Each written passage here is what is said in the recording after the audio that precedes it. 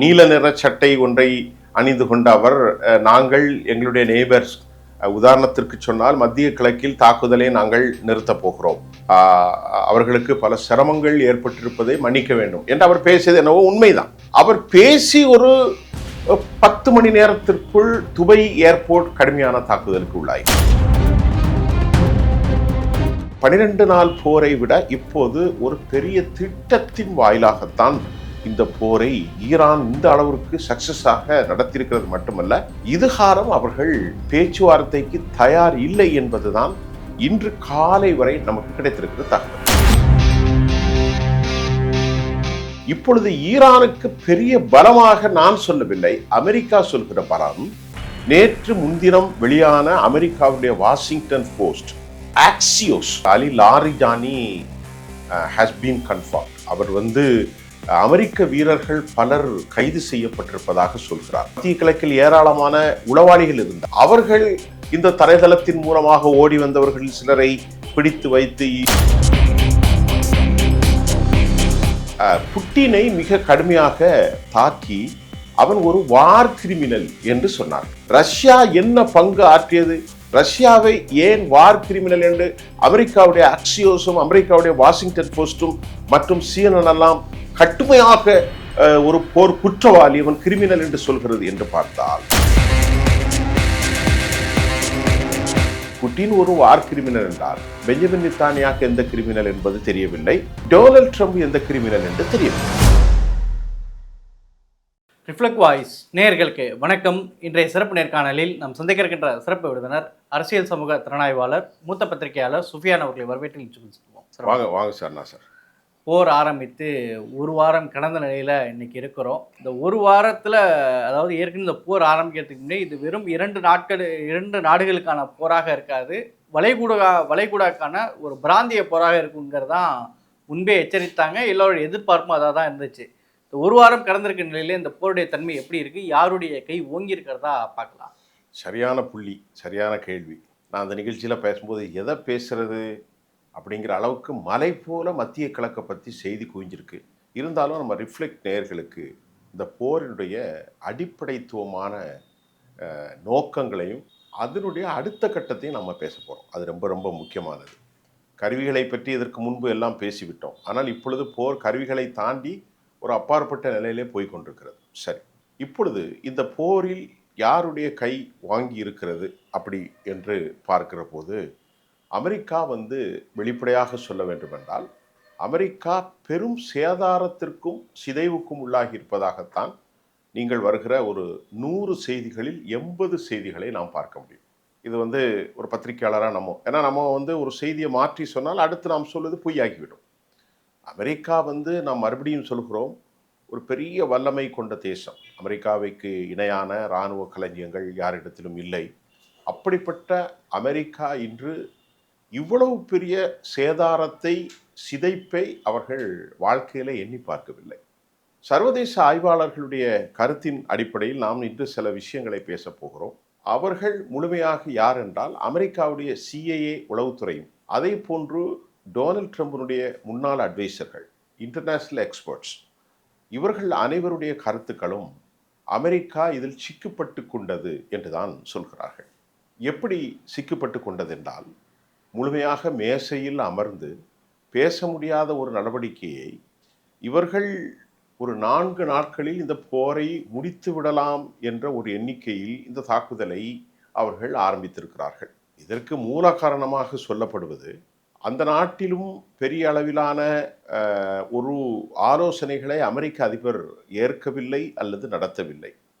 செனட்டிலோ அல்லது காங்கிரஸிலோ இவ்வளவு பெரிய போரை நடத்தும் போது அவர்களுக்கு உரிய ஆட்களிலும் கூட அவர் சரியாக முறைப்படியான ஒரு பேச்சுவார்த்தையோ ஆலோசனையோ கேட்காமல், பெஞ்சமின் நெத்தன்யாகு என்ற ஒரு மனிதனுடைய ப்ரொவோக் ஆக்டிவிட்டிஸ், தூண்டிவிடப்பட்ட இன்ஸ்டிகேட் ஆபரேஷனில் இவர் ஏதாவது ஒரு விதத்தில் அட்வைட் ஆகி இருப்பவர்களை தாக்குதலுக்கு சொன்ன காரணத்தினால் இன்றைக்கு மாற்றான் வலியும் தன் வலிமையும் தெரியாத ஒருவனாக அமெரிக்கா இன்னைக்கு மாற்றி சிக்கப்பட்டு கொண்டிருக்கிறது. அதில் எந்த மாற்று கருத்தும் இல்லை. இப்போது நான் உங்களுக்கு சில உதாரணத்தை சொல்ல வேண்டும் என்றால், உலகின் ஒரு பெரிய சிஸ்டமாக அமெரிக்கா வைக்கின்ற கருவிகள் முதலிலே ஏர் டிஃபென்ஸ் சிஸ்டம். எதிரியினுடைய ஊடுருவல் ஆயுதங்களை தடுக்கக்கூடிய சிஸ்டத்தில் அமெரிக்கா புகழாரம் சுட்டி கொண்டிருக்கிறது. அமெரிக்காவை தாண்டி இன்றைக்கு நமது நாடும் அக்ரிமெண்ட் போட்டிருக்கிறது அயன்டோம் மட்டுமில்லாமல் டேவிட் சில்லிங் ஏரோ 3 சிஸ்டம். அமெரிக்காவுடைய terminal high altitude defence system thought என்று சொல்லப்படும். இந்த terminal high altitude air defence system thought patriot ஒட்டுமொத்தமாக அமெரிக்காவிடத்தில் 7 இருந்ததில் 4 அவர்கள் காலி செய்து விட்டிருக்கிறார்கள். ரெடார் சிஸ்டத்தில் 11 ரெடார் சிஸ்டம் ஒட்டுமொத்தமாக முழுமையாக ஈரான் அடித்து ஒன்றுமே இல்லாமல் ஆக்கியிருக்கிறது. 11 மொத்தம், அதில் 14 ஏதோ இருக்கிறது என்று நினைக்கின்றேன். ஆனால் 11 ரெடார் சிஸ்டம். இது நான் சொல்வது இன்று காலை இப்பொழுது நான் அமர்ந்திருக்கிற 10 மணி செய்தி, லண்டனில் இருந்து வந்த ஆதாரமான செய்தி. இப்போது இந்த அளவிற்கு அவர்கள் ஒரு தாக்குதலை நடத்தி அந்த தாக்குதலை டிஃபெண்ட் பண்ண முடியும், அதாவது அதை தடுக்க இயலாத ஒரு நிலையில் அமெரிக்கா இருப்பதாகத்தான் சர்வதேச செய்திகள் வருகிறது. இல்லை, அதான் இப்போ என்ன சொல்லப்படுது அப்படின்னா, இன்றைக்கு ஒரு பெரிய தாக்குதலுக்கு, ஒரு பாரிய தாக்குதலுக்கு அமெரிக்காவும் இஸ்ரேலும் தயாராக இருக்கிறார்கள் அப்படின்ற மாதிரியான செய்திகள் வருது. ஈரான் தரப்பு சொன்னோம், அமெரிக்காவுடைய பிளான் ஏவை வந்து நாங்கள் முறியடிச்சிட்டோம், பிளான் பியை நாங்கள் இதை விட பெரிதாக எதிர்கொள்வோம் அப்படின்ற மாதிரியும் சொல்லியிருக்காங்க. அது என்னது? அமெரிக்காவினுடைய plan A, plan B, plan 2. நேற்று இது குறித்து நான் ஒரு ஆங்கில ஒரு அதாவது இலங்கைக்கு ஒரு கட்டுரை எழுதியிருந்தேன். அந்த கட்டுரையிலே அதை தெளிவாக சொல்லியிருக்கிறேன். போர் நடவடிக்கைகளில் 2ஆம் நடவடிக்கைகள், 3ஆவது நடவடிக்கைகள் நியூக்ளியர் வெப்பன்ஸ் பயன்படுத்துவது. அது சாத்தியமில்லாத விஷயம் அமெரிக்காவுக்கு ஒன்று. இப்பொழுது ஈரானிடத்தில் பலம் என்ன, ஈரானிடத்தில் பலவீனம் என்ன? இஸ்ரேல் அமெரிக்கா கோலியேஷன் இது ஒன்றுதான். இதில் 2ஆக நாம் பேச வேணாம். அமெரிக்கா இஸ்ரேல், இஸ்ரேல் அமெரிக்கா, இந்த 2ம் தான். ஈரானுடைய மிகப்பெரிய பலம் அவர்களுடைய பலிஸ்டிக்ஸ் மிசைல், அவர்களுடைய ஹைப்பர்சோனிக், இதுதான் அவர்களுடைய பெரிய பலம். 2வது அவர்களுடைய பலம் என்பது ட்ரோன்களை வலிமைப்படுத்தக்கூடிய அளவிற்கு லட்சக்கணக்கில் என்று சொல்லப்படுகிற அளவிற்கு குடிசை தொழிலாக கிட்டத்தட்ட 20,000 35,000 ரூபாய்க்கு செய்த ஒரு பொருளை 30 கோடி கொடுத்துதான் அவர்கள் அளிக்க வேண்டிய அளவு இருக்கிறனால் அமெரிக்கா இதுவரை ஒரு 7-8 பில்லியனை அவர்கள் இழந்திருக்கிறார்கள். இது சீனா, இது ஈரானுடைய விவகாரம். ஈரானுடைய பெரும் பலம் பலிஸ்டிக்ஸ் ஏவுகணை, ஈரானுடைய பெரிய பலம் ட்ரோன்கள், டிஃபென்ஸ் சிஸ்டம். இப்பொழுது ஈரானுக்கு பெரிய பலமாக நான் சொல்லவில்லை, அமெரிக்கா சொல்கிற பலம். நேற்று முன்தினம் வெளியான அமெரிக்காவுடைய வாஷிங்டன் போஸ்ட், ஆக்சியோஸ் மற்றும் பல கட்டுரைகள் புட்டினை மிக கடுமையாக தாக்கி அவன் ஒரு வார் கிரிமினல் என்று சொன்னார்கள். அது ஏன் சொன்னார்கள் என்று நீங்கள் கேட்க வேண்டும். புட்டின் ஒரு வார் கிரிமினல் என்றால் பெஞ்சமின் நெத்தன்யாகு எந்த கிரிமினல் என்பது தெரியவில்லை, டொனால்ட் ட்ரம்ப் எந்த கிரிமினல் என்று தெரியவில்லை.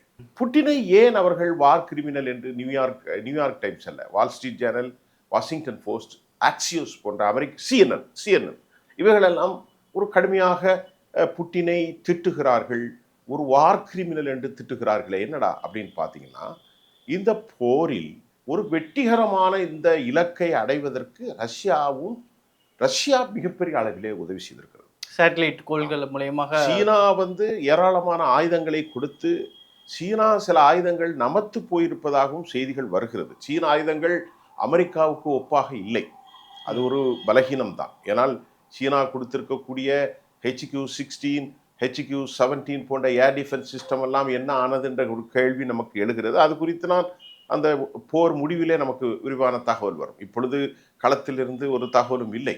ஆனால் கடந்த முறைகள் 12 நாள் போரை விட இப்போது ஒரு பெரிய திட்டத்தின் வாயிலாகத்தான் இந்த போரை ஈரான் இந்த அளவிற்கு சக்சஸாக நடத்தியிருக்கிறது மட்டுமல்ல, இதுகாரம் அவர்கள் பேச்சுவார்த்தைக்கு தயார் இல்லை என்பதுதான் இன்று காலை வரை நமக்கு கிடைத்திருக்கிற தகவல். அப்படி என்றால் ஒருவன் வலிமையாக இருக்கிறான் என்று நாம் நினைப்போம். ஒரு பொருளை விற்க போகிறான், அந்த பொருளுக்கு பல பேர் கேட்டாலும், எத்தனை பேர் கேட்டாலும் விலையேற்றம் இருக்கின்ற போது சந்தைப்படுத்துபவன் அந்த பொருளை விற்க மாட்டான். அது அந்த ரேட்டுக்கு வராது, இந்த ரேட்டுக்கு வராது, அப்படிதான் சொல்லுவோம். ஆனால் அதே போன்றுதான் ஈரானும் இப்போது பேச்சுவார்த்தைக்கு பல கண்டிஷன்களை போட்டுக்கொண்டிருக்கிறார்கள். ரொம்ப முக்கியமாக நாம் பார்க்க வேண்டும். 2வது என்ன விவகாரம் என்று பார்த்தால், ரஷ்யா என்ன பங்கு ஆற்றியது? ரஷ்யாவை ஏன் வார் கிரிமினல் என்று அமெரிக்காவுடைய அக்சியோஸும் அமெரிக்காவுடைய வாஷிங்டன் போஸ்டும் மற்றும் CNN எல்லாம் கடுமையாக ஒரு போர் குற்றவாளி, அவன் கிரிமினல் என்று சொல்கிறது என்று பார்த்தால், இந்த இரண்டு தேசங்களும் குறிப்பாக செய்மதி படத்தின் மூலம் அமெரிக்காவுடைய நகர்வுகளை போர் நடப்பதற்கு முன்பே சீனா கொடுத்து கொண்டது. உலகத்தில் பெரிய இன்டெலிஜென்ஸ் சீனா தான், ரொம்ப முக்கியமாக நீங்கள் கவனிக்க வேண்டும்.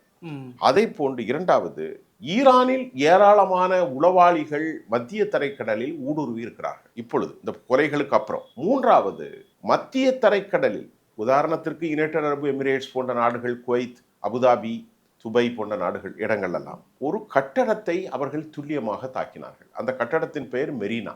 அது அமெரிக்கர்கள் அதிகம் வசிக்கக்கூடிய ஒரு கட்டடத்தை, அந்த கட்டடத்தில் ஒரு குறிப்பிட்ட ஒரு மாடியில இத்தனாவது அடுக்கத்தை அவர்கள் தாக்கியிருக்கிறார்கள். அதில் சிலர் இறந்து போனதாகவும் சொல்லப்படுகிறது. இதுக்கு காரணம் எப்படி என்று சொன்னால், ரஷ்யாவும் சீனாவும் தங்களுடைய இன்டெலிஜென்ஸின் மூலமாக, உளவுகளின் மூலமாக கிளியரான ஒரு ப்ளூ பிரிண்ட் மேப்பை உடனடியாக ஈரானுக்கு வழங்கி, ஈரான் அவற்றை செய்மதி மூலம் பெற்றுக்கொண்டு உடனடியாக GPS கருவியின் மூலம் துல்லியமான தாக்குதலை நடத்தும் விளைவாகத்தான் அமெரிக்கா இந்த அனர்த்தத்தை சந்திக்கிறது என்கிற செய்தி துல்லியம்தான். ஈரானிடத்தில் என்னதான் ஆயுதங்கள் இருந்தாலும், ஈரானிடத்தில் பலிஸ்டிக் இருந்தாலும், ஈரானிடத்தில் ஹைப்பர்சோனிக், கொர்ரம் ஷோர், ஹைபர் ஷகான், சிஜீல், அப்புறம் இமாமத், கஹர், கதர், இதெல்லாம் அவர்களுடைய முக்கியம். மிக முக்கியமாக ஃபத்தாஹ் 2 இதெல்லாம் இருந்தாலும் இதனை துல்லியமாக நீங்கள் தாக்க வேண்டும் அல்லவா? நீங்கள் அதை ஆட்கள் ஆரவாரம் இல்லாத இடத்தில் கொண்டு தாக்கினால் எந்த பிரயோசனமும் இல்லை. ஆனால் பொதுமக்களுக்கு சேதாரம் வரவில்லை. நேற்று மாலை துபையிலிருந்து நாம் பேசிய போது கூட அவர்கள் சொன்னார்கள், சத்தம் கேட்டுக்கொண்டிருக்கிறது, நாங்கள் பாதுகாப்பாகத்தான் இருக்கிறோம். துபையிலே மக்களுக்கோ, அபுதாபியின் மக்களுக்கோ, ஓமனிலோ, அது மாதிரி பஹ்ரைன், எங்குமே மக்கள் இறப்பதில்லை. புரிதா உங்களுக்கு? ஆனால் அவர்களுடைய இலக்கு துல்லியமாக தாக்கி இருப்பதன் விளைவுதான் 11 ரேடார்கள் அமெரிக்கா இழந்திருக்கிறது. எத்தனை ரேடார்கள்? 11. தாட் சிஸ்டத்தில் 4 போய்விட்டது என்று சொல்லப்படுகிறது. அதன் விளைவாக நான் உங்களுக்கு இப்பொழுது எனக்கு கிடைத்திருக்கக்கூடிய தகவல் என்னவென்றால், தங்களிடத்தில் ஆயுத இழப்பை அவர்கள் மேற்கொண்டதால் நேற்று முன்தினம் தென்கொரியாவிலிருந்து அவர்களுக்கு வேறு வழி இல்லை, ஆயுதங்கள் உற்பத்தி இல்லை. ஆகவே தென்கொரியாவில் வடகொரியாவின் எதிர்ப்பையும் சீனாவுக்கு செக்கு வைக்கும் நோக்கத்தில் ஜப்பான் தென்கொரியாவிலிருந்து, நான் சொல்வது தென்கொரியாவிலிருந்து ஏராளமான GPS கருவிகள், அதே போன்று சாப்பர்களில் அப்பாச்சி மற்றும் MIM போன்ற மிகப்பெரிய இராணுவ தளவாடங்களை சமன் செய்வதற்கு அமெரிக்கா இங்கு அனுப்பி கொண்டிருக்கிறது. நீங்கள் கொஞ்சம் சிந்தித்து பாருங்கள். அமெரிக்காவிலிருந்து இவ்வளவு பெரிய ஆயுத களஞ்சியத்தில் தென்கொரியா இருக்கிற நிலைகளிலிருந்து நீங்கள் எடுத்து அனுப்புங்கள் என்று சொல்லியிருக்கிறார்கள். இதுக்கு இடையில அமெரிக்காவுக்கு இங்கே பெரும் சிக்கல் ஏற்பட்டிருப்பது, யூரோப் யூனியனில் கடும் எதிர்வினைகளை அவர்கள் சந்தித்துக் கொண்டிருக்கிறார்கள். இந்த ஊடகங்கள், அமெரிக்க ஊடகங்களான BBC போன்றவைகள் பல செய்திகளை குழப்புகிறார்கள். முதலிலே கியாமர், நீங்கள் சொல்ல போனால் அந்த நாட்டுடைய பிரதமர் டியூகோ கோர்சியோ, அதே போன்று RAF ஃபேர்ஃபோர்ட் போன்ற தலைங்களை பயன்படுத்தக்கூடாது என்று தடை போட்டார்.